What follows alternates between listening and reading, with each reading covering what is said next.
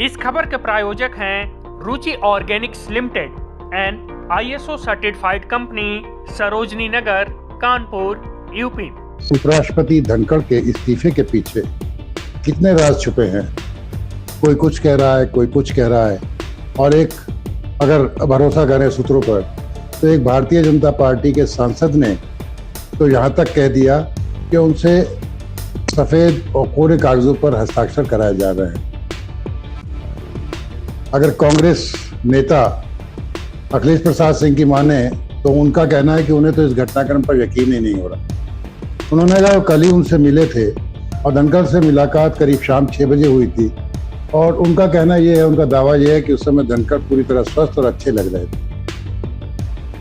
असल में इसमें कहीं जस्टिस वर्मा के खिलाफ जो महाभियोग प्रस्ताव है उसको लेके भी कुछ लोग विवाद की बात कर रहे हैं।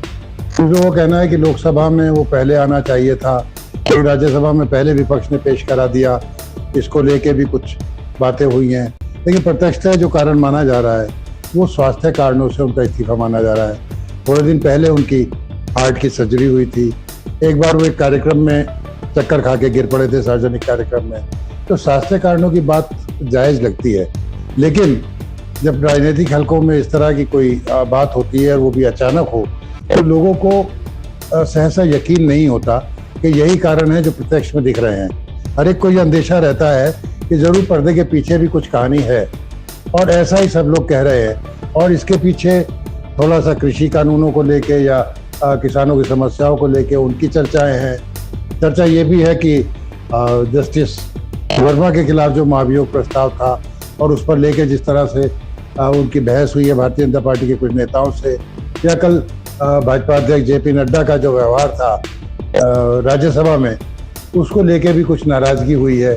शाम को जो बिजनेस एडवाइजरी कमेटी की बैठक होती है उसमें रिजिजू और धनखड़ साहब ने जब बुलाया था बिजनेस एडवाइजरी कमेटी में, तो JP नड्डा और किरण रिजिजू नहीं आए, जबकि सामान्यतः इसमें सभी दलों के लोग आते हैं। इन बातों को लेके अचानक वो घटनाक्रम बना।